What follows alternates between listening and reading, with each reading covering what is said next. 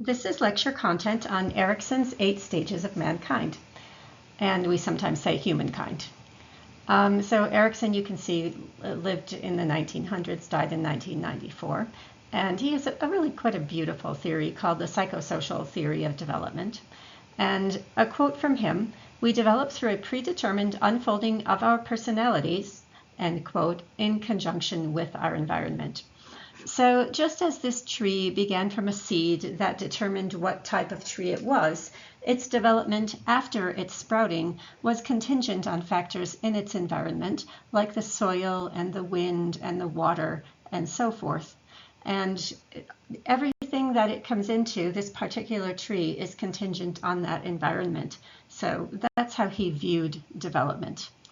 So in conjunction with that, he's primarily known for having 8 stages of development. Beginning at the bottom, we can see trust versus mistrust in the first 18 months of life, autonomy versus shame in 18 months to 3 years, initiative versus guilt in those toddler years, industry versus inferiority in the elementary school years, and identity versus role confusion in the teen years. Then in adulthood, the crisis of intimacy versus isolation, generativity versus stagnation, and integrity versus despair. And he views all of these as crises. So he sees these as psychosocial crises that have to be resolved during that time frame. So his first stage is trust versus mistrust, and it's when the infant learns whether or not they can trust their environment. So an infant is completely dependent on its caregivers, and the only way it has to communicate is through crying. And if it cries or has a need, and in general there is a responsive, caring individual around to tend to their needs, then that individual develops the basic strength of having a drive and hope in life. And if that's not the case, then that infant might develop a sense of mistrust that they have to work on later in life. The second stage is autonomy versus shame and doubt, and we think of autonomy as the ability to act independently.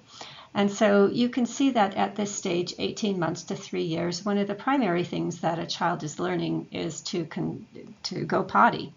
And that's one thing that they can absolutely control and the adult can't force upon them. And so by doing so, the infant acts autonomously. And as they have those first excursions into autonomy, then the parent's reaction to their attempts to be autonomous is what shapes this developmental stage. So as they're learning to do all these new things to act independently, is the parent having patience with them? Are they giving them opportunities to act autonomously within a safe setting? And if so, the infant will develop a good strength of self-control, courage, and will to do things in the future. And if not, they might develop the characteristic of shame and doubt and not feel confident enough to act autonomously. Stage 3, initiative versus guilt, takes place in those toddler years. And you can picture all the things that a toddler at this, a preschooler is what I meant to say, that a preschooler at this stage might be attempting to do, like helping with dishes or helping with cooking, taking the initiative and making a gift for mom or something like that. And as they work through these stages, they develop a sense of purpose. So if they take initiative and the parents, even though it's probably going to take a lot longer to let the child help and so forth, but then if they allow that to happen and have the patience to work with the extra time it takes and the mess it might make, then that child will develop a sense of purpose, knowing they can take the initiative, they can make things happen. And if the opposite, if they're often reprimanded for their efforts, they might develop a sense of guilt. And again, that can permeate and penetrate their lifetime. Industry versus inferiority takes place in those elementary school years, and by industry we just mean hard work. So a child at this stage learns whether or not their work pays off. Do they generally find that when they work hard they're successful? If so, they'll develop a basic strength of method and confidence. And if not, they might develop a sense of inferiority, a sense of not being good enough that could last them a little bit as they go on in life. And this doesn't just refer to schoolwork, but also to chores and other things they might be doing in their lifetime. In the teen years, the child or the teen is finding out who they are. They're trying on different identities to try and discover who they are inside. What are their personality traits? Where do they belong? Who are they friends with? Where do they feel comfortable? What are their values? Where do they fit into society? And this is a lot happening during those teen years. It's called identity versus identity diffusion. And the strength that comes out of looking around to figure out who one is a sense of identity fidelity, or the ability to be true to one's real self. And that really is an asset moving through life and forming relationships. Stage 6 takes place, according to this time frame, in the years 18 to 30, when an individual is working through the crisis of intimacy versus isolation. You can picture people at this stage finding their life partners if they're going to have one, or finding their closest friendships. And if this is successful, if they can be intimate and trusting in a relationship, the basic strength that is developed is love. And opposite that, there might be a sense of isolation, of loneliness, that is a little more difficult to resolve. This doesn't necessarily have to be a life partnership, but this sense of intimacy can form through friendships, through organizations, and in other ways. Many different ways to find it, and one can even be in a marriage but not feel intimacy, so it doesn't necessarily depend on that one-to-one life partnership. The next stage, generativity versus stagnation.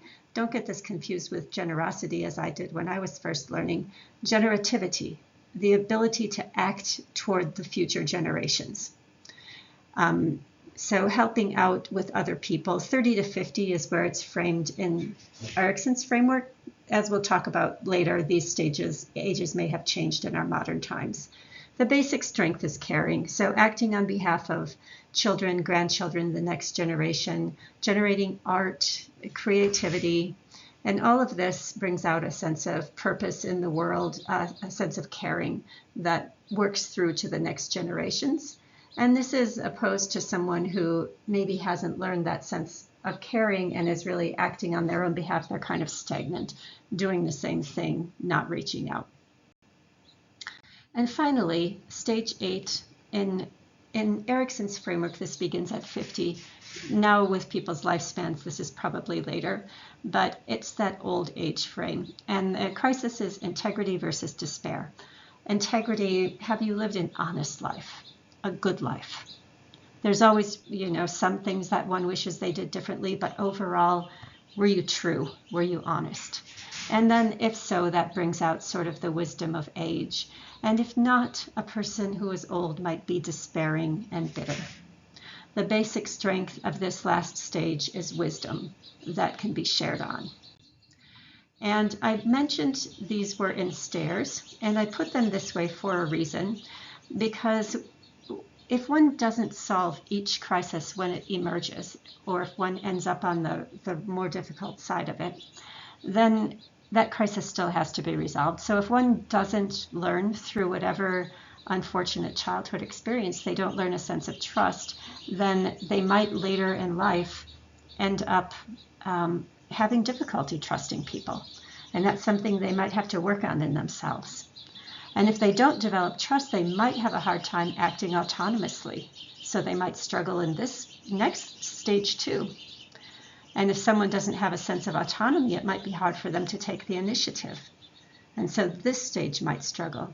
And so none of us have had perfect childhoods. And so there's nobody. Everyone has things that they work on as an adult. But the earlier the kind of stages happened, then the more difficult and deep the resolutions are. And so that would take a little more work. So we'll be talking more about each of these stages as we go through the semester. This is just an overview of Erikson's framework. So hopefully this has been helpful to you.